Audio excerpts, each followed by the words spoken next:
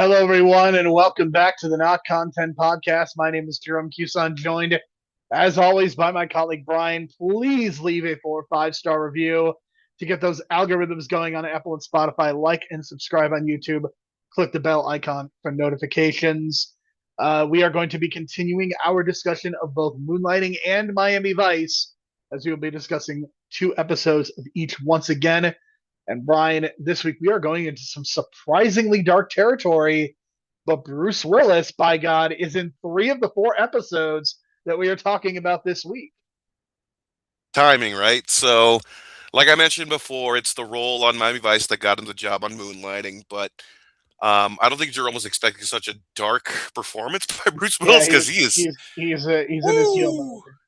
It's full heel mode, like let's say 70s heel mode, not even 80s, like 70s. I'm gonna beat my wife kind of heel in the Memphis territory kind of thing. Like I'm sure that Memphis Yeah, didn't actually he's a do that, but genuinely it's terrible heel. borderline that era. You know what I'm saying? Like that kind of territory. So he's an abusive son of a bitch in this episode, but we'll get to that a little later on. Let's talk about Moonlighting first. Brad Dourif, my goodness, as a priest.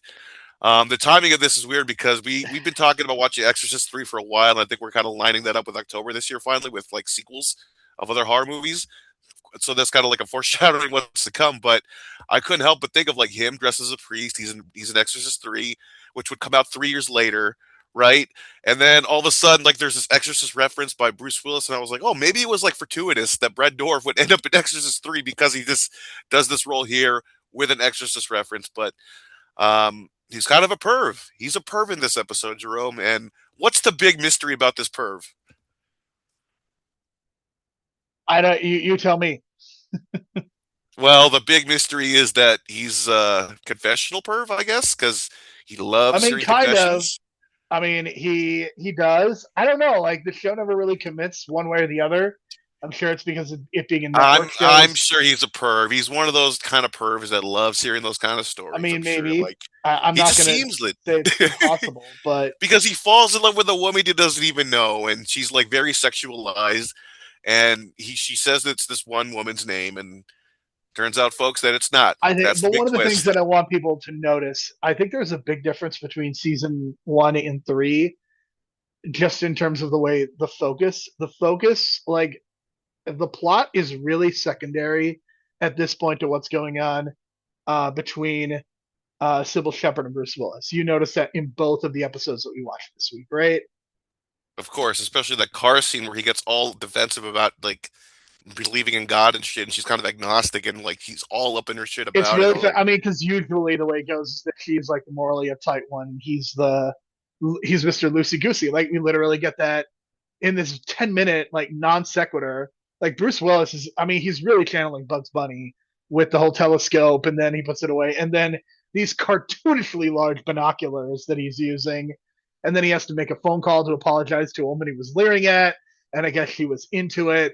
Just comedy and hijinks are ensuing, and like it's great stuff, but boy, you could see the candle is burning really bright, and I mean, this stuff has a shelf life. It really does. But I mean, the chemistry is very much there in this first of 2 episodes that we're talking about, and I mean, their chemistry is so electric that it carries everything. And Brad Dourif, like he is the main reason that I picked this episode, just because him as a priest is hilarious. I think he brings a lot of intensity. He's not as intense as Edward James almost, but he's up there. And this is a very interesting plot line. But again, it feels secondary because like the first couple minutes it's focused on like what the premise is.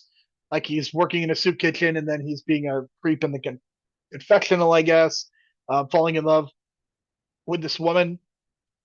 And then I mean, you get that 10 minute scene with David and Maddie, and like it somehow it weaves all the way back to being about what's going to happen with the priest, which I appreciate. But man, this episode is all over the place, but I do think it works. I think the problem is that they are on like they're it's such a delicate thing that they absolutely lose it at some point. And if we were reviewing seasons 4 and 5, I think we would see how badly they lost it. But it's clicking here, and this is a really, really good episode overall. And I just kind of want to get your thoughts. Obviously, there's a lot more to talk about, but just to hit on some of these points. Yeah, like I mentioned at the beginning when we started watching Moonlighting, or when I started watching Moonlighting, I felt like this dynamic can only last like 3 seasons. And based on the 5 seasons, as it turns out, I think I'm right based on the math of these things. Because like I know we talk about Sam and Diane is like kind of like that archetype. I wouldn't say it's the archetype, but it's kind of like the closest model because it's like closer in timeline wise. But you got to think of Ross and Rachel too. And I think they hooked up in like season 2 or 3 or something. I kind of watched the earlier seasons and they kind of drifted off, but it didn't take long for them to get together and then break off because once you do that, it's like you kind of mess with the dynamic of the show. Of course, that's kind of what you fear here. It's like if they hook up, what's going to happen? And you kind of get that feeling in The Office, but The Office kind of countered that when Jim and Pam hooked up and they actually got married and like carried that relationship out because I guess that dynamic didn't die down because they were always like playing off each other and they were just doing pranks.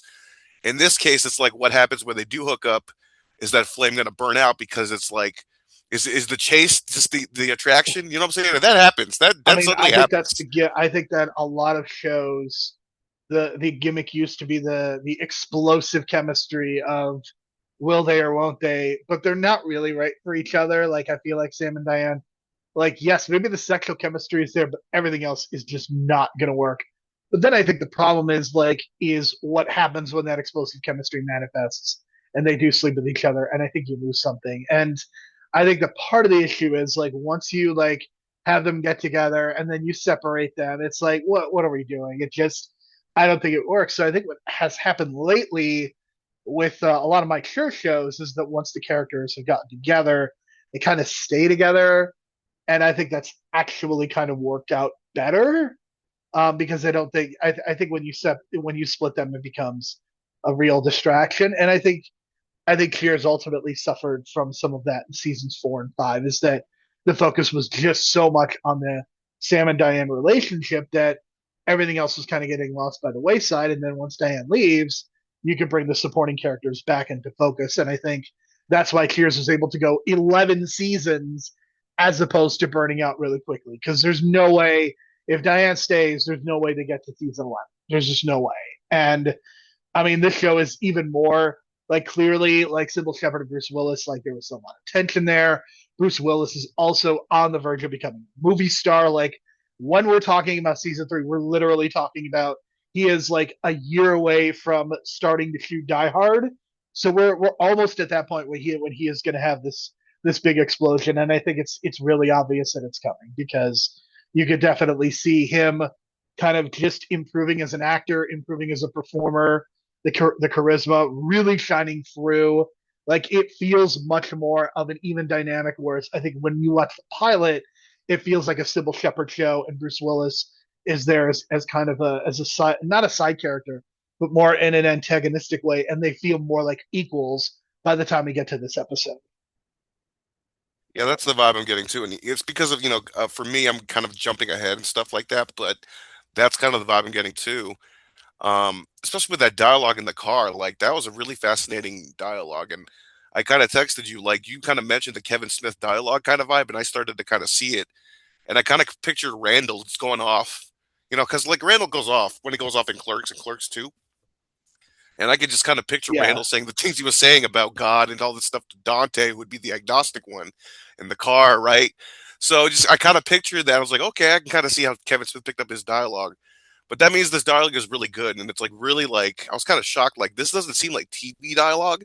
Because even Miami Vice will have dialogue that sounds like very much TV dialogue-ish, right? But this kind of Mm, breaks that mold a little bit. And even to a point where Bruce Willis is like winking at the camera. I was like, okay, he's doing the Deadpool gimmick because this does break the fourth wall occasionally, but he did it at the right time because like you got to cue that thing at the right time. Whenever you do a wink at the audience, it's got to be at the right moment. If you do it like too cutesy, it's going to stick yeah. out, but he did it at the right time. So I was really impressed with that whole like that discussion right there. It revealed a lot about his character. It made me think that Bruce Willis's character like might be voting MAGA in Florida kind of thing. You know what I'm saying? Like this like Yeah. conservative guy that doesn't really like kind of compromise, right? And that's kind of what he's like. He doesn't want to compromise at all at this situation with the priest, not until the end, at least until like the comeuppance happens. But he just really wanted to get at the priest for like wanting to leave his job as a priest. And I was like, wow, why is he so like? obsessed with this guy like leaving and making a personal decision. It's like it's not his decision, but he felt like it was a message from God or something, right? That he had to intervene or something with this guy's life. I don't know, like you know what I mean? Like, and it kind of felt like a parallel They're with the definitely priest. playing some with they're definitely playing in very interesting territory because a lot of network shows are not dealing with religion in this way in such a nuanced, complicated way. Because again, like Bruce Willis's character David, like he's the one that's very much like I don't know that we should take this case. Like he's very clear, clearly loose with his morals, but like he's definitely got a hard line, and it's really fascinating to see. I mean, this really is the peak of the show. This is the peak of the greatness of the show when things are clicking on all cylinders, and Bruce Willis is not too famous, and Sybil Shepherd hasn't had twins yet. So you're really getting the best of the best, and when you get an episode like this, like it's a real pleasure to watch. I mean, this to me is the show at its best, and I mean, you also have a great guest star. Brad Dourif is a great guest star, and I think that the way that the show deals with religion is a huge win because I don't think it's necessarily coming out as anti-religion, but it definitely is pointing out some of the issues that the priesthood has. And on the lighter side of things, like this episode does have its comedy moments, especially with like Sybil Shepherd admitting that when she was at her therapist the last time that the therapist fell asleep, and I thought was what made the therapist fall asleep was like was it she tired or whatever, and then they go fast forward to Sybil Shepherd actually talking to a priest in a confessional, and the priest himself falls asleep. So I was thinking like, oh, it's one of It's those really things where good. like it's ASMR. Like there wasn't really like that term back then, but now because a lot of people use them to sleep and use little YouTube videos like I do, and like white noise or whatever, like it's just her voice is like it puts people to sleep, and it's not necessarily her fault. It's just like like tones, right? Like just natural tones from her vocal cords that put people to sleep, and it's just like that's a great joke because I think that does happen in real life, and we couldn't really explain as to why in the '80s that kind of happened to some people because Yeah, you've heard of this thing before where people talk and then people just fall asleep to them talking, and it's like, well, that's happened to me when I was in college and my professor was just jabbering about stuff that I wasn't paying attention to. Then I would fall asleep. Was it because of the subject matter itself, or was it because his voice was so like like tonal to the point where it put me to sleep? So I thought that was a really fascinating thing, man. And it was like this joke that ran through the whole episode. So that was really yeah, good. And yeah, just Brad Dourif being a real perv. And the twist, I gotta admit, like that was the icing on the cake because the writing with the twist of the murder, because I was like, so I guess she killed herself, and then there was like this big guilt thing, and then there's gonna be this dark episode, and I was like, well, we got 10 minutes left. I wonder if there's gonna be like a twist, and then Brad Dourif did absolutely. this big clue where, like he said, she blew her face off, but I never saw her face, and I was like, oh, oh, and then I kind of started like putting things together, and then like the husband was very suspect, and then I kind of figured it out in my head, and I was kind of proud of myself. So I love when I do that with mystery, murder stuff. That's why I love the Sherlock seasons from BBC. So yeah, total win for my part when I figured out the murder. And then it turns out that it's the actress from Suspiria, folks. So that's a big like wow. So if you ever seen Suspiria, she's the main ballerina, not the remake, but the original. So that was really cool. So and no wonder her voice was so like sexual and intoxicating because she's known for that in the giallo category of horror. So there you go. Absolutely. I mean, for the me, this is an 8.5 out of 10. This episode and Yeah, even the I'm at next eight and a episode. half as well. Eight and a half. So let's talk about the next episode where we get a Billy Joel song, we get Bruce Willis dancing, we get a fantastic musical number in the middle of this, and this is very different because there really isn't even a mystery. Like we get a little bit at the beginning where David is I don't know if they're alluding to real life things, but David has got too drunk, overslept, and missed an important meeting with a client, and then he finds out, I guess, that his brother-in-law has died, and then he has to go to New York. And David Addison is in a very dark place, like basically a functioning alcoholic. And then one of his friends dies, and he goes to New York. And this episode is very much focused on the relationship between Maddie and David. And I think that this might be the best episode of the series. I think we're reviewing a couple more later in season 3 that are also really good, but I think this might be the best episode of Moonlighting that we have that we will be talking about. it's very like romantic, but anti-romantic, if that makes sense. Like it's so much like, like I gotta Yeah, travel across the country to find my lover and support him in their time of need. But then she can't like explicitly say why as to why she feels that way. And then I think truthfully she didn't want to be there to support him. I think she was just wanting to find out what the wife looked like, to be honest. I think that was the whole thing.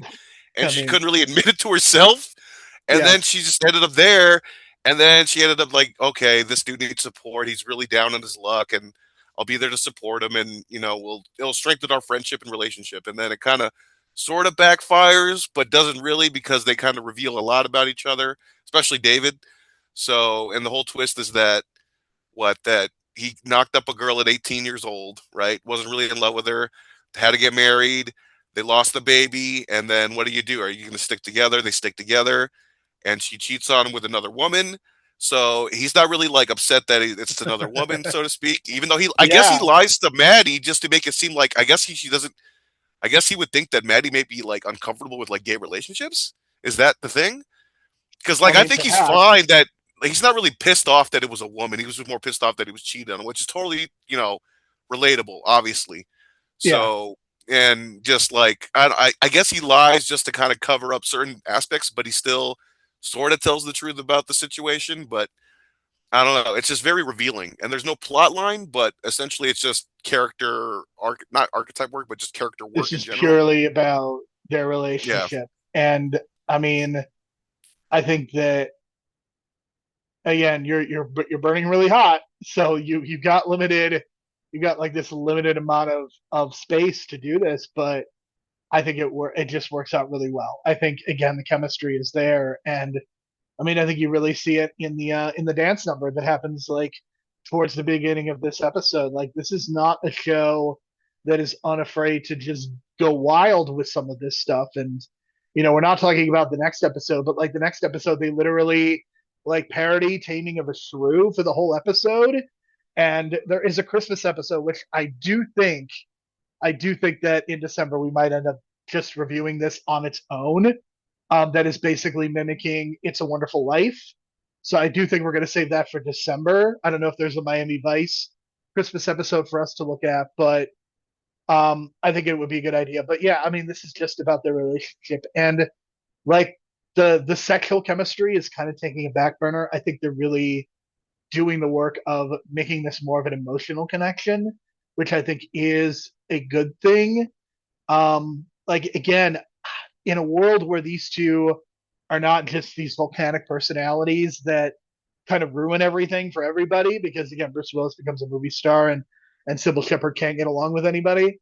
So it's just unfortunate that we could not truly realize the potential of like, what if these two really were getting along in real life and they could like get to the ending of this show and really like in a satisfying way, not like we got canceled after 67 episodes. Like this shows you the potential of these two when things are going well and when things are going right, and the storytelling that they're able to put forth. And I mean, look, Bruce Willis is the one that's going to have the bigger career at this point. Afterward, I mean, Sybil Shepherd, again, she did have a sitcom, but like she really kind of fades more into the background, as is the want of people, and when it comes to women. So it's just really unfortunate that like we don't get a satisfying ending to this. Like this is a great episode, and it's a great opportunity to kind of explore the relationship in a very different way than we're used to. Because I mean, like you get the cattiness at the beginning, but like then this is truly an evolution of their relationship where they're not just colleagues and partners, but they're friends and maybe something more. So like it sucks. Like there is not a satisfying conclusion to this ultimately, but like the potential was there to do something really special because you see it throughout these two episodes, but especially this yeah, that sweet magic number, man. 3 seasons seems to be it. Like if this seems like it was kind of set up to end in 3 seasons. I don't know, maybe. Does it feel one. I like don't that? know. Because I it mean, seems I like think the this problem is, because I this think, is not the finale of the season, but it seems like they're building to this big moment towards the end of the season that we're not going to get. It seems like. Does it make sense? well, I mean, I will say you are going to get you're not going to get actual closure, but there is going to be a payoff, which we will Okay. talk about next week. We will. Okay. There is a Okay. payoff, but I the also wanted problem to is point out. Okay, go ahead. the problem is what happens after the payoff. That's where the problem comes in. Okay. Well, there is probably the answer. I just wanted to point out that this episode ends with them on a plane, and I couldn't help but think of Sam and Diane on that plane at the last episode of Cheers, man, and that kind of parallel. But I'm just saying, just something about that, right? Well, Um, all I'm going to say is Sam and Diane do not end up together, and I mean, again, we'll talk about it next week, but it does end that place. okay. We did get Curtis Armstrong this week. His character is perfectly acceptable and cromulent in these two episodes, but he becomes a bigger factor as the show kind of goes downhill. So, just for Because the record, this is Snot from Revenge of the Nerds, yes, right? Okay, so I low key think this guy might be a millionaire and we don't know it, only because like it's not only this, but God knows how much he's getting for American Dad on residuals, right? Like, because his lawyer must have been like, if you're going to sign my client up for a Seth MacFarlane show, right? You better give him residuals, knowing that like Seth MacFarlane shows get a lot of playtime on TV because American Dad is on TV every fucking day, and that dude is on it every I fucking mean, so is time. Family Guy.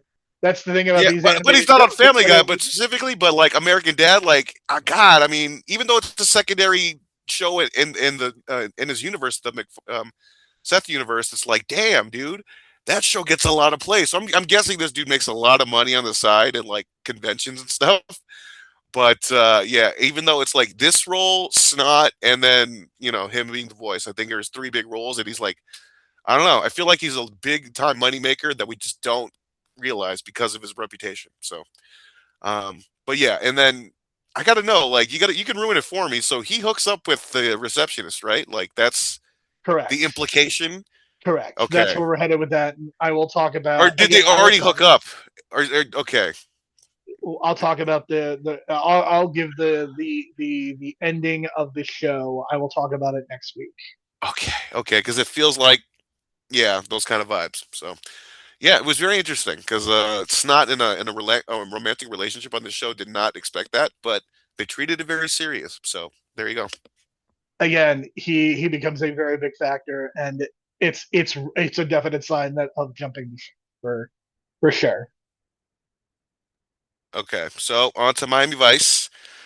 This is season one, episode. I believe it's 8 or 7. It's the one with Bruce Willis. It's something else, man. Bruce Willis is the heel in this episode. He's playing an arms dealer, and like, man, it's called No Exit, episode 8. And man, he is one of those heels that you just want to smack in the face. To like, this episode features the feds, and every time the feds are on Miami Vice, it's like they're always fucking up, and they're always like enemies to Miami Vice. You know what I mean? But in this case, Yes. like, it's like this guy's so bad that every single one of those guys wanted to beat the shit out of Bruce Willis because like they all saw him like totally like abuse her his wife, and that was just like, man, what a heel. I mean, Jesus, man, because like they show it, like the I mean, physicality and him the thing yelling is at her. that you really Oh, have to buy that the wife at the end, and I'm going to give away the ending right away, but like I feel it's important. Like you have to be able to justify as a show that's running on a mainstream network why she would do what she did, and that is shoot him. And we don't even see him. We don't see her actually shoot him.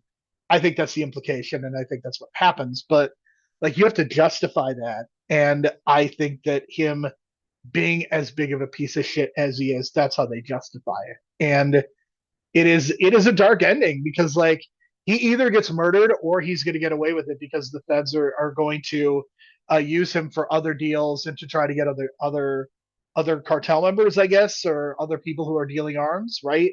That is the that's my implication. assumption too. Yeah, because that's always the MO with the feds when they come in, is like they're always trying to strike a deal with the guy they're trying to catch and give him the lighter sentence and get all these bigger fish, right? But it never ends up that way Right? because they can never even I catch the mean, smaller fish. the whole gimmick is that cops always go for like the low end, and then the feds are always going for the high end, and that's kind of how it works. But I the thing is that I think in the last probably 30, 40 years, I don't know when the inflection point, maybe 9/11 really was the inflection point for this, but There was a time when like the federal government, the FBI, the CIA, like they were generally portrayed as incompetent. Think about Die Hard. Like think about how incompetent the FBI specifically was treated in that movie. And obviously Miami Vice is kind of playing in that same playground of the FBI is incompetent. These super sexy Miami Vice cops are just trying to do their best, but these damn FBI people are just ruining everything. And now we are at a point when like the FBI and CIA are lionized. I mean, think about how many Jack Ryan interpretations we've had, and all the shows that are about cops and all the propaganda that's airing across the networks. I mean, look at CBS as a network, how many FBI shows there are, but never ever forget, Brian, that the FBI is grossly incompetent. And I would encourage anyone to do a Google search about the FBI's history, and you will understand how grossly incompetent they are. So I'm not necessarily taking the cop side in this, but I will tell you that the portrayal of the FBI and how buffoonishly stupid they are seems incredibly accurate. Yeah, and that's going to be a consistent theme throughout, and that's going to lead to Crockett and Tubbs pretty much quitting on the spot in season 5 after the feds interfere again. In that case, it was with a dictator played by Ian McShane, playing a Spanish dictator. Colombian, maybe, I don't know, but you know how it is with the casting of the show. Yeah, so this back to this episode. This is, I think, maybe one of the first times you see Tubbs being a Jamaican, or maybe he was playing Jamaican before, but like this where I bring up this fact that, or this thing that where I think that Tubbs, man, is such a more well-rounded character because of all these different accents and all these different portrayals he has to It's do weird, man. compared to, It is because really, Crockett really is still strange. one note, but like Philip Michael Thomas is like doing the legwork with all this extra stuff, man, and the pay, you know what I mean? And the pay discrepancy issue, it was like, man, I feel like Philip Michael Thomas like got screwed over a little bit for at least 2 or 3 seasons, and once they fixed some of his pay, it still wasn't enough, and still he was doing all this like extra stuff.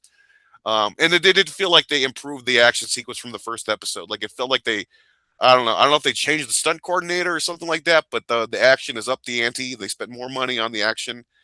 Yeah, it I feels like guess they're the getting ratings more of a were, budget.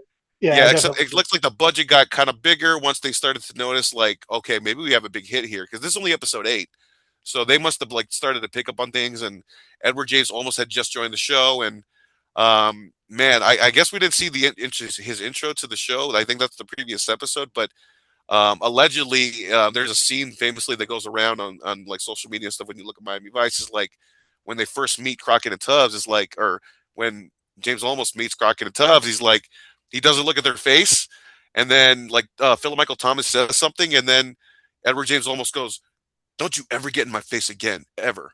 And then he gives him a look, and then Philip Michael Thomas like goes off camera, and he goes like, "What the fuck?" And then fucking Sonny Crockett has to like shove him off camera, like, "Come on, buddy." And that was totally like ad libbed, and it created this tension where it's like, now I created a character where you can't fuck with me, kind of thing, right? It's like almost like a coach coming into a team that's kind of run kind of loose, right? And then all of a sudden this new coach comes in, is like, you are not Right. going to fuck around. Because like the thing about this episode and the next one is that like they're not at odds with Edward James Olmos's character at all. And I think that's really like that shows his power. I think like that intensity really comes across, and the fact that he is able to control these two wackaloon cops. I mean, he's absolutely the person that you need. But I really like the fact that they're not going with the typical dynamic of badge and gun on my desk or something like that. Like there's clearly a respect that's there. And I don't know, maybe we're certainly not doing a comprehensive discussion of every episode. So perhaps there are episodes when tension is established, but you don't get it here. And I think that's actually refreshing because again, it's a movie trope that you see in every cop movie that's ever been made. Yeah, he's pretty much a hard ass, and he does it on purpose. He does it to gain the respect of not just like, the characters themselves, but like the actors themselves. And there was a lot of tension with Don Johnson, so that's all I can say. You got to look up the interviews with Edward James Olmos. He pretty much just said 5 times to Michael Mann, "No, I can't do this because the contract situation. He didn't want to be tied down, and that's totally respectable as an actor because he could have been jumping to doing anything at any time. And I think he was like early developing Lean on Me, or not, it was Stand by Me. And then eventually Michael Mann said, "Okay, we're gonna give you an open contract. You have to give us a 60-day out, and we'll give you all this extra money on top of that." And he finally said yes. So he, not only that, like he finally learned how to negotiate Hollywood style. He said, which is kind of funny because like yeah, that's a total thing. Like Hollywood negotiating 101. There you go.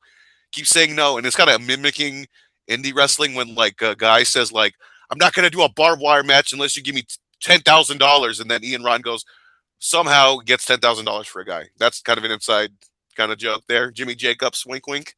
But it's the same kind of premise with Edward James Olmos. He knew how to negotiate, so and he brings this intensity to the show, and he's like my favorite character on the show, to be honest, like next to Tubbs. And he's just really, really intense. But the thing is like what happens is like because of the diversity of the show, there's hardly like any room for Asian characters, it seems like. And whenever there's like an Asian themed episode, whether it's Chinese or Japanese, Edward James Olmos' character becomes like the de facto guy because he married a Japanese woman, so he knows, Asian culture. So every time there's an Asian culture episode, he's like the star of the episode. So it's kind of unfortunate it kind of landed that way, but it is what it is. But yeah, this episode ends on a down note, so to speak. But I don't know. I think that woman, I don't know, she deserved her justice, man, because that dude, I mean, she certainly deserves some yeah. justice. I don't want to Justice. say what he did out loud because it's so vile. Like, I mean, you know it's what I'm saying? terrible. Like, It's. I mean, the thing about this episode is that you want him to feel justice more because of what he did to his wife and less because of the arms dealing. The arms dealing isn't great, and certainly people are getting killed because of his actions. But like it's that personal thing that he's doing that's absolutely ridiculous, and in a real life society should not be tolerated. But I'm sure that it would be because this is how we are. And yeah, I think that's what you're really making a connection with. And I think that what Miami Vice has done well is to set up these moral dichotomies and making you realize that things are not as easy and clean cut as you might believe. And it feels like even a lot of cop shows these days are not as nuanced as Miami Vice is, which I think is also really really interesting. But for me, like this was definitely the show at at a very very high level, very high level. yeah, this gets an 8 out of 10 for me. It kind of got over the top ridiculous with the heel work, but that's kind of comes with the territory, and even with wrestling, we've known that like heels can go over the top once they reach that certain level of like crashing down and like getting too over the top with crazy with the heel work. But this was just enough to get that hatred going, and so to speak, you wanted to pay to see the guy get beat up, right? That's the whole idea of a heel. So, and in that case, it worked And because at one point you don't really Crockett get like that I mean, you do get some I don't know. Do you get the satisfaction? Because I mean, she's going to get indicted for murder or manslaughter at the very least, I and I I don't know. I hope she gets like a lighter sentence. That's my hope. But she seemed to be so dead set on it because I think I get it's more of the guilt she feels for what the husband did or what Bruce Willis did to the people that tried to help her out. That's where I'm going to go with it. I don't want to explicitly say what he did, but I think there's more of that guilt factor, which is again the moral gray stuff, which I think Miami Vice like kind of like is like that's where it like stands out, and especially seasons 1 and 2, like yeah for sure, and that's what we're gonna get to in season 2 with Out Where the Buses Don't Run, starring Bruce McGill. And did you know that Dennis Hopper was supposed to be in the starring role yeah, and I backed read out? that. And look, Dennis Hopper probably would have done a really good job, but I think he would have overwhelmed the stars of the show. And I think when you cast Bruce McGill does a really good job and gives a really good performance, but he doesn't overstay. Like I think it's still really important that the main characters are the main characters, and he's still a supporting character. And if Dennis Hopper is doing this role instead, he becomes the main character. Right. And what's crazy about this episode is that it's less about Crockett and Tubbs and more about this guy going through a mental It breakdown, is essentially. right, like yeah, that's what it is. But like I do think that it is important. Like he is the focal point of the episode as he should be, given what the payoff is. But he's But not overshadowing your stars, right? Like I he think should that's the not be key. overshadowing the Yeah. stars. And Dennis Hopper would have definitely done that, considering like if you ever seen God, Texas Chainsaw Massacre 2. I mean, Super Good Mario God. Brothers 1993, and Dennis Hopper Yeah. started. Yeah. And speed for Christ's sake. But we know he could do this, but Bruce Yes. McGill was probably the better choice in the long run because a little more nuanced, a little more subtle, a little more grittiness on the face. You know what I mean? He had a lot of wear and tear on that face. It looked like he lived that life. So basically, he's an ex-cop, and what Remember happens that? is, Yeah. yeah. So basically, he's an ex-cop, and that he was working on this case for 3 years to get this guy Tony Arcaro, who's a big-time dealer in Miami, and gets away with a technicality. Again, probably something the feds fucked up. I'm assuming because it's the feds, right? And so he disappears, and then all of a sudden, this cop, he doesn't disappear, but he goes into like a mental institution. He stops becoming a cop, comes back all these years later, says Tony Arcaro's still around, and starts like predicting all these events that start happening. And how does he start doing this? Well, he's spying on everybody basically with a computer, a supercomputer that he built on his own. And he's spying on everybody. And he keeps saying that Tony Arcaro's still out there, right? And he's obsessed with him. And he's like crazy, like you don't know whether to trust him. And he's doing all these impressions because he's crazy, like he's doing But he Scotty. seems harmless. Like that's the gimmick is that he seems harmless, and then you realize, oh no, he's not harmless. Like But and also the track bad. record. Apparently, the track record was like on point up until the mental breakdown, obviously. But so it was like, should we trust him? And he's kind of right on everything. Should we keep trusting him? And then he's right about a lot of events that take place. And he keeps saying Tony Arcaro's behind all of it, but it's really just like his henchmen that have been taken over the years that have been behind all. He's just right and calling everything that's happening, but he's just kind of blaming everything on Tony Arcaro because he's obsessed with the guy. And Yeah. then it turns out that lo and behold, that after all these years, he actually killed the guy and hit him in the fucking wall, and that his partner David This Strather is had a helped him bury him. very gnarly episode. I cannot believe this aired on So NBC. my reaction the first time when I watched this, I was like expecting him to either be alive or that like maybe he was dead and that his son took over and it's still like Tony Arcaro Jr. or something. But I did not expect that this dude actually killed him and has been in total I mean, denial of it. they showed a mutilated, I mean not mutilated, but like a dead body, like basically mummified, and they showed a headshot. Like I was stunned that they showed both of those things. Again, this is airing on NBC in 1985. I mean, that is unbelievable. Yeah, yeah. Yeah, I can't. Luckily, they didn't show the bullet going in, but they do show the remnants They of the show headshot. him dead. I And then mean, it goes head down, like obviously, anytime you see a guy at a table that gets murdered, he goes head down at the table. So they're like very mafia hit on it's point. And then, this big reveal, like, so I texted Jerome, like, after he saw the episode, I was like, imagine if Batman killed the Joker and didn't tell anybody. You know what I mean? Like, this is the same reaction I think Batman would have. Like, he wouldn't admit it because he wouldn't admit that he would break. You know what I mean? And this guy broke, and he doesn't want to admit that he broke, right? Like, that's the whole thing. that And is the so gimmick. so remember I texted you, like, remember what you said about closure versus what, acceptance or something like that? Like that great Yeah, quote you had. that's a very real thing. I mean, this is closure So before this you is him started getting about acceptance. closure by like forced acceptance or something like that. It's either you get closure or you get or like acceptance or whatever. And he's like, he needs closure, and he's kind of forcing it upon himself subconsciously because he consciously doesn't want to admit that he killed this guy.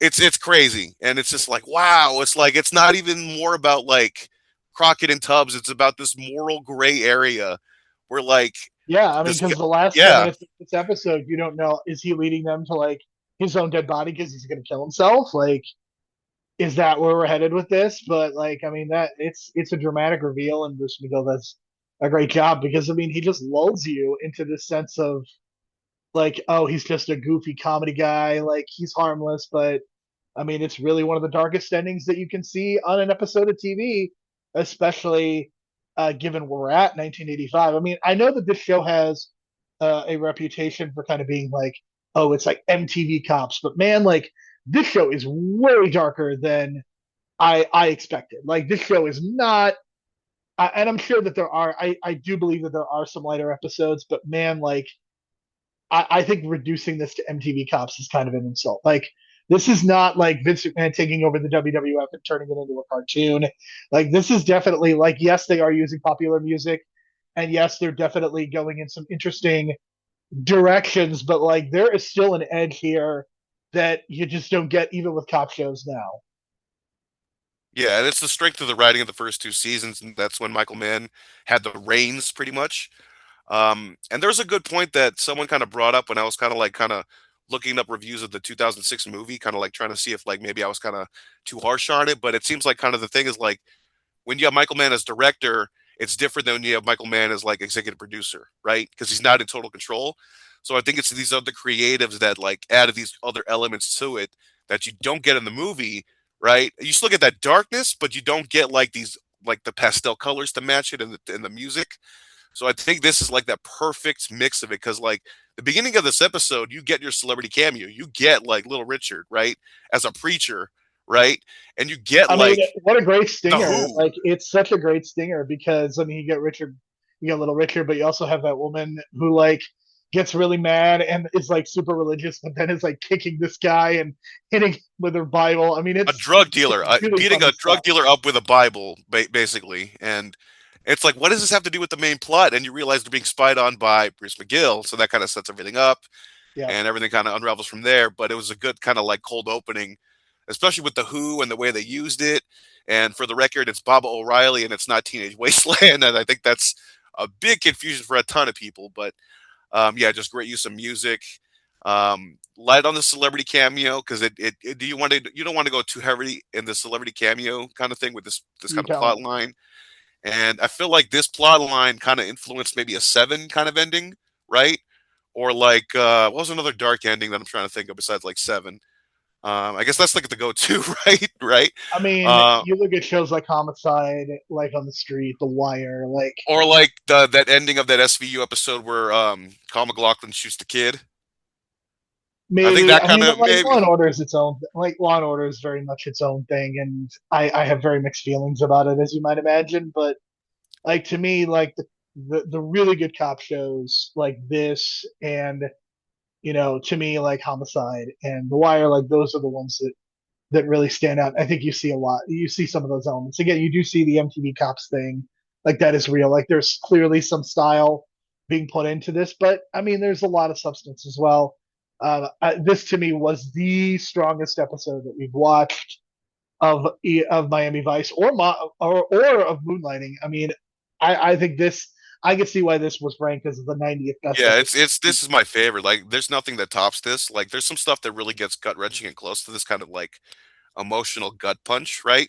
And again, I spoil some stuff in some about some future episodes later, but yeah, this is like it's kind of sets it up for like in the future episodes, it sets you up for like these darker endings to come, which you get accustomed to in the show. But this is the first time I feel like it really stood out with the music, especially Dire Straits. And I guess the song is like you got to like really put on the captions and kind of read the lyrics and kind of read into it more because I guess the song's about like, brothers in arms. It's like deaths and war and like fighting, brothers in arms and war and kind of thing. And I think it had to do with like Ireland or something like that, like Dire Straits. I think it's from like England or something, but you know what I mean, like that Very, dark. very good use of a Dire Straits song. Very good. Yeah, and it just fit the mood and everything. So 9.5 out of 10. I don't know if it's a perfect 10 because there's some kind of some like stuff that may be a little too comedy-ish, like with the Peter Lorre impressions. Is like, wow, this dude did a Peter Lorre impression out of nowhere, kind of thing. But that's the character. But yeah, this is definitely the strongest episode that I've ever seen of Miami Vice, and probably will. I'm doubting the last four episodes of the lost episodes of season five are going to ever top that. So I'm pretty sure this is the best. Next week's going to be interesting because I'm kind of more focused on kind of like the what happens into season three and onward, and more of the focus of the celebrities. Because I think I'm not going to spoil it, but I think Jerome's going to be like, "What the fuck?" when he sees these two names coming up in next week's episode. So, what are Moonlighting's episodes for next week? So we will be discussing season 3 again. We will be watching episodes 10 and 14, which are very very important episodes. All that's all I will say. So we're gonna kind of continue that Calderon storyline, right, with Tubbs. Calderon's dead, but he's got kids, folks. So that's kind of a preview for that. It's one episode, but it's kind of like a darker again ending. I know Jerome's gonna have a fit at the ending because he hates it when people get fridged, right? So that's all I'm gonna say. It's called Sons and Lovers. It's the season finale of season two, and then season three. It is Streetwise, episode 10. I'm not going to reveal the names. It involves an undercover cop. It involves a drug dealer, but two names that would go on to be kind of big names in the 90s. So that's all I'm going to say.